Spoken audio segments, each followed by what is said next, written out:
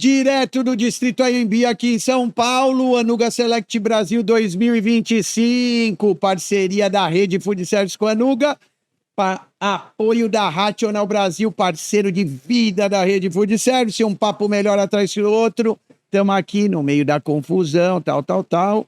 Eu, como um bom cachaceiro, senti o cheiro aqui que tinha coisa boa rolando. E daí quem apareceu aqui, Henrique Tenório, Gogó da Ema, história legal demais para contar.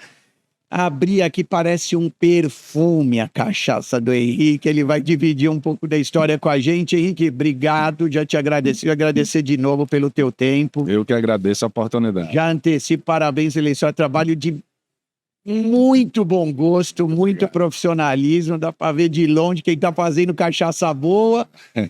Nós levamos informação e conteúdo aqui para quem tem negócio de alimentação, dono de bares, restaurantes. Bacana. A gente sabe que a parte de bebida é uma parte que está se desenvolvendo muito nos últimos anos aqui no Brasil.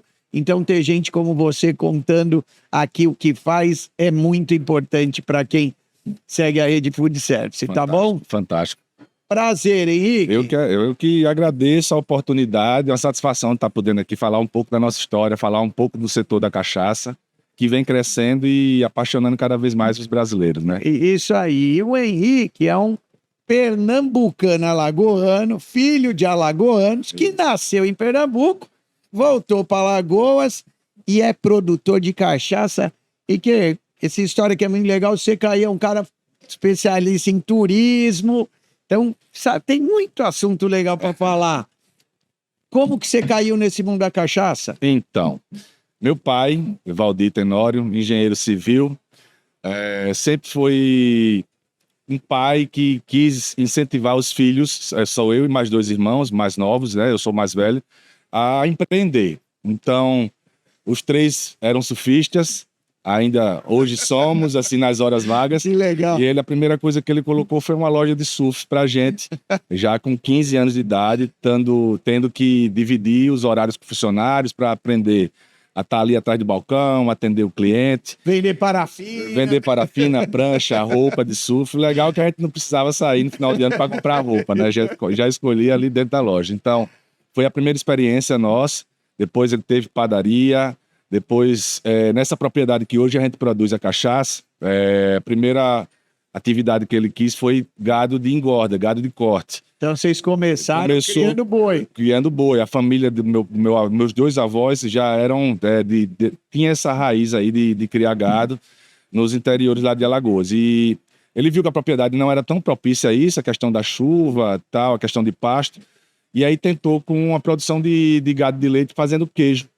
Queijo coalho, queijo ricota. Que é outro game. Que é outro setor. E o que é que não vingou foi por conta que o queijo tem uma validade muito próxima, né? Então, você tinha que ter um domínio na área administrativa de comercialização tem que ser a rápido, curto prazo. Tentou aí por mais uns 2 anos. E, assim, eu costumo dizer que a gente não se arrepende porque foi a questão da experiência, né? A gente tem alguns parentes ainda no ramo que se deram bem. Mas, enfim, aí ele começou a estudar, fez uma pós-graduação, paralela à atividade dele, não parou com a construção civil, em tecnologia da cachaça. Que legal! E eu lembro já ali, no 3º ano científico, 17 anos, ele falando que estava produzindo cachaça, que estava estudando para produzir, e que era uma coisa boa que no queijo tinha validade, a cachaça não tem. Mesmo que não venda de início, ela vai... Se não vende, você bebe o estoque. É bastante estoque para se beber. Mas aí a questão da cachaça, quanto mais tempo ela vai ficando ali, você tem o tempo de armazenamento no inox, mas tem o armazenamento e envelhecimento nas madeiras, né? Então, não significa que quanto mais tempo ela fica envelhecida, é melhor. Não tem, depois eu vou explicar. Tem um tempo certo. Tem o tempo e isso. Eu posso estar explicando porque a questão da madeira, madeira nova, o barril, o tonel novo, com menos tempo você tira porque ele vai soltar ainda muita oleosidade, muito tanino da madeira. Tá maduro, né? E com menos tempo ele vai dar uma cor e sabor. Não significa que ela está envelhecida. Enfim, ele estudou 2 anos a pós-graduação, visitou alguns engenhos aqui no estado de São Paulo, em Minas, ali no sul de Minas também, no Rio de Janeiro, e projetou o engenho dele, lá nessa propriedade nossa. Então, foi tudo onde começou em 2004, mais ou menos. Eu lembro que eu acompanhei... Tem 20 anos essa já tem 20 brincadeira anos. aí. Eu já estava terminando também uma pós-graduação da área de ecoturismo, na mesma faculdade que ele fez, a Lato Sensu, longa distância, mas a gente ia lá fazer as provas. Entendi a história da Rota da Cachaça, onde Caiu nasceu, aí. que já nós vamos falar dela. Agora eu entendi. Eu sabia que uma Sabia hora... que não dava pra ser, não era uma ideia de principiante. Exato. Aí, A legal. questão de fazer uma faculdade de turismo foi por conta que o estado nosso tem tudo a ver com o turismo. Alagoas, muito praia e sol, né? Então, eu digo, eu vou fazer algo que acho que futuramente vai agregar bastante. Trabalhei em agências, em hotéis, mas eu sempre fui muito da zona rural. Sempre frequentei muito a zona rural com meus avós, com meu pai também.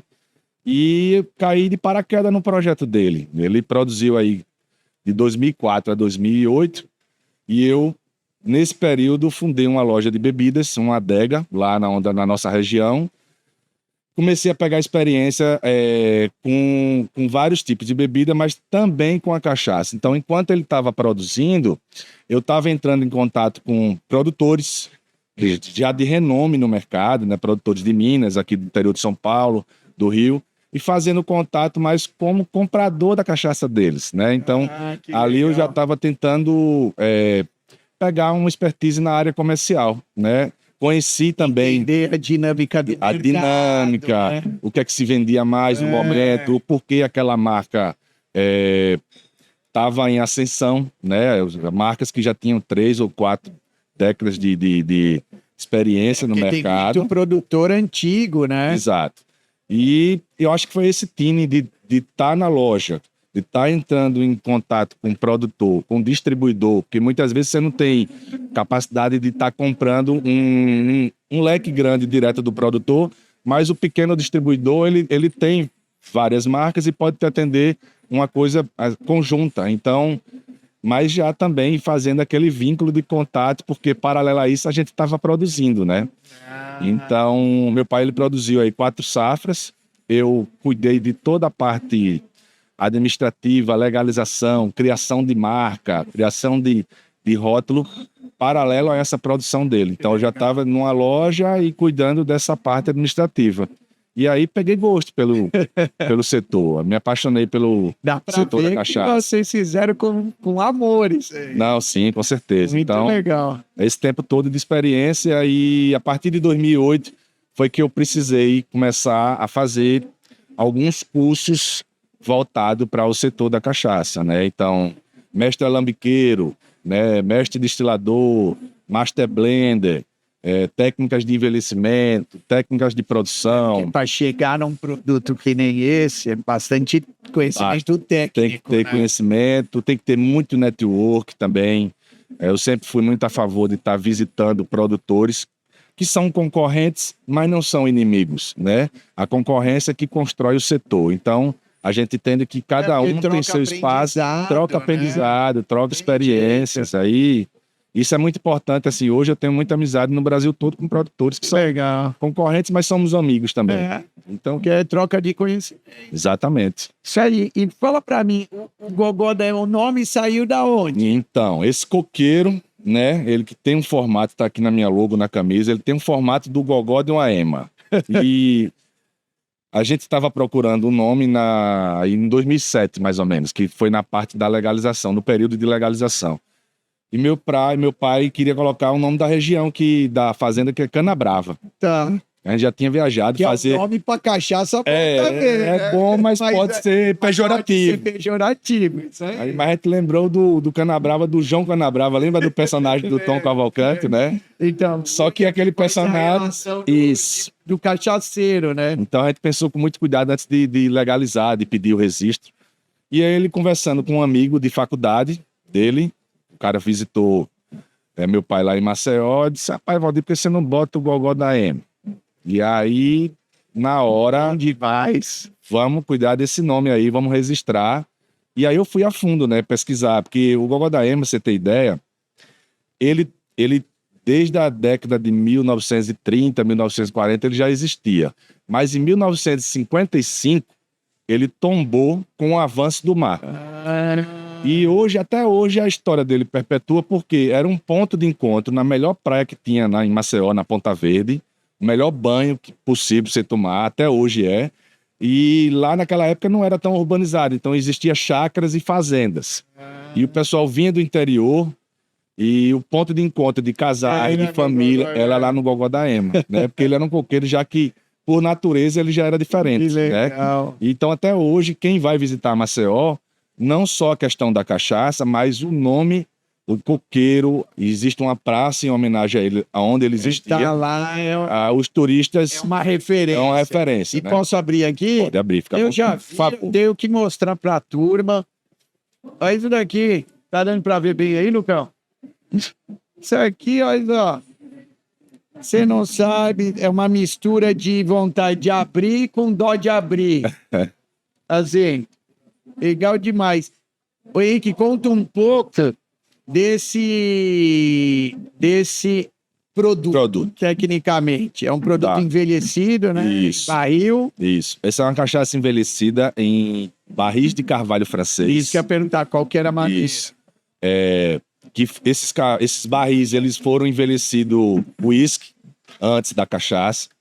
E quando a gente recebeu esses barris, a gente viu, você abria assim a tampa dele, vinha um aroma fantástico de uísque. E é uma das características que o produtor de cachaça... Que foi? Ah, tá bom. Aqui que aparece mais. Legal. Obrigado. É uma das características do produtor de cachaça também, quando vai procurar o carvalho, ele sempre analisa essa questão. O carvalho, ele veio do uísque, ele veio do bourbon, é carvalho virgem, então tem muita técnica para se trabalhar. Nesse caso aqui, a gente comprou para esse produto barris de carvalho que foram usados uísque. Então ele vem encharcado e quando você põe a cachaça, essa aí ela tem 4 anos de envelhecimento, né? Ela já teve, a princípio, no primeiro lançamento, uma outra embalagem, só que essa embalagem foi um lote limitado de 1000 garrafas, acabou em 3 meses, e aí a gente veio procurar uma embalagem diferenciada. Também investimos em mais barris para poder ter uma linha contínua, né? E não limitada mais. Então demorou aí mais 1 ano e meio para a gente relançar ela com essa embalagem, que é uma embalagem... Então vocês trazem os barris para cá, traz para poder envelhecer. Nesse caso aqui, que é? 4 anos.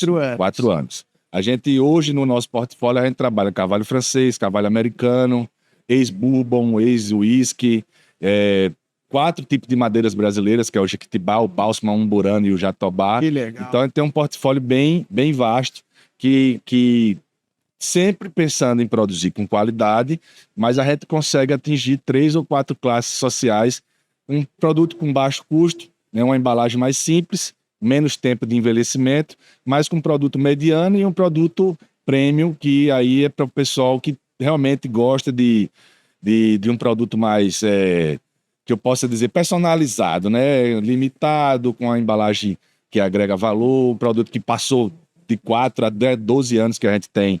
Depois eu vou te mostrar lá no nosso stand, né? Então, dá para atender todos os gostos. Esse lance de maturar, né, na madeira, não é um negócio chutado, não, né? Não. E também não é, você fez um comentário legal, quanto mais tempo, melhor. Não. É, porque dependendo da madeira, fica ruim se ficar muito tempo. Eu tenho experiência de colocar em barris novos, que a gente comprou agora recentemente, de carvalho americano, mas que não passou nenhuma outra bebida, é realmente novo.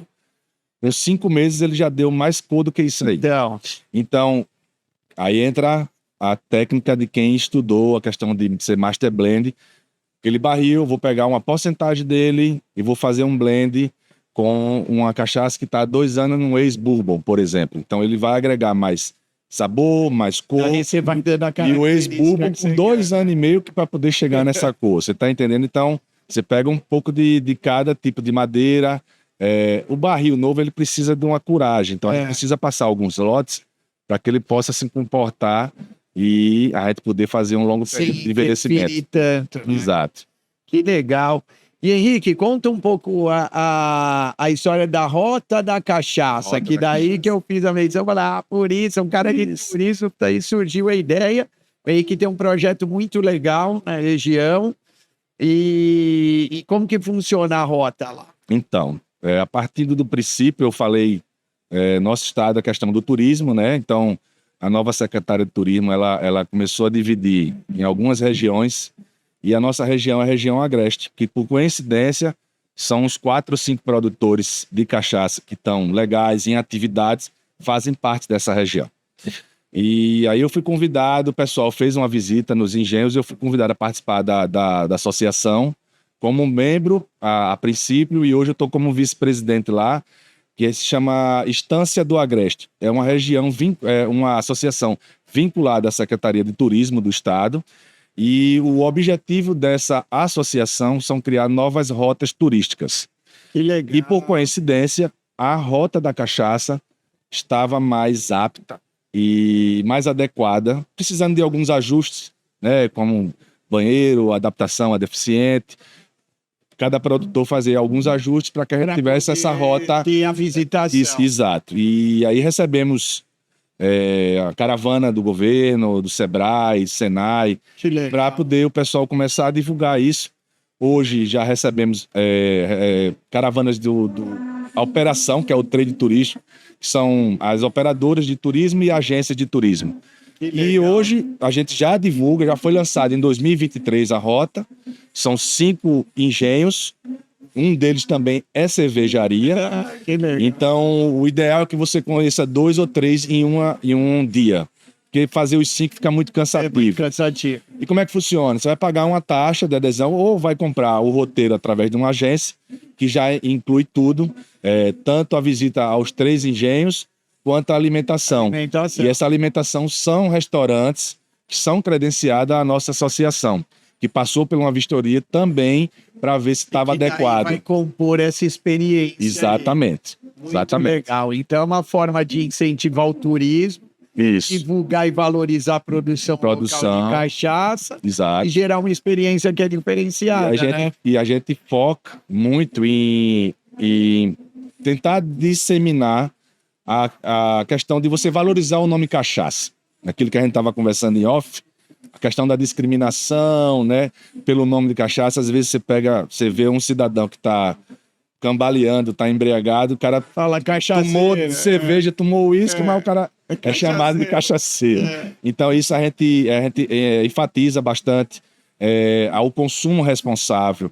A gente passa por todo o processo, explicando o processo de produção, mas também a gente faz uma degustação, né, guiada, ensina o pessoal a conhecer uma cachaça legal, desde o selo aqui de IPI, ao registro do Ministério da Agricultura, a como analisar a garrafa. Você vai no supermercado, vê se ela é uma cachaça que está límpida, bem filtrada, e tem todos os registros legais, que aí, querendo ou não, é um alimento, é uma bebida, mas um consumo excessivo a gente sabe que não faz bem, né? Bebida, tem bebida alcoólica. Exatamente. Né? Tem que ter o consumo moderado, a pessoa menor de idade não pode consumir, mas isso é qualquer categoria de produto. Né? Exato. Mas muito legal, Henrique, que história bacana. Bom demais. Parabéns, bom. Você vê que legal, teu pai é um engenheiro civil, né? Que, inquieto. Cismou no bom sentido que ia produzir cachaça, e a gente vê o resultado depois de tanto tempo, os surfistas tocando o negócio, já apaixonados pelo setor. História muito bacana.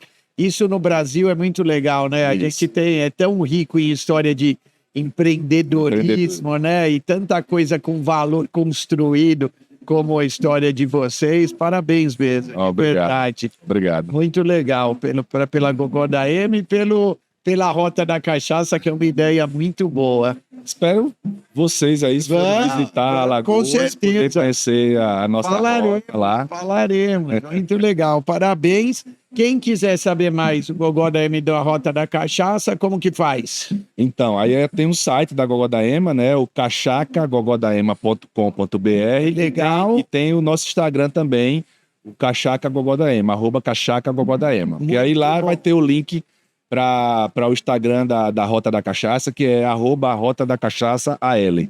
Legal. Então lá já tem. Já tem. Eu entro lá, pô no link, daí eu já consigo tem as informação informações. disso. Muito bom. Ó, é o que eu... Aqui não tem propaganda enganosa. É um papo melhor atrás que o outro. O Henrique Tenório, do Gogó da Ema, da Rota da Cachaça, contando uma história bacana aqui pra gente. Trouxe um produtaço, tá expondo aqui na Nuga Select Brasil 2025. Mais um projeto bacana de um empreendedor brasileiro fazendo sucesso com um produto de primeira qualidade. Rick, obrigado novamente. Eu que agradeço. Já tô lá experimentando a cachaçinha. Direto do Distrito AMB aqui em São Paulo, a Nuga Select Brasil 2025, apoio da Rational Brasil, já tem mais.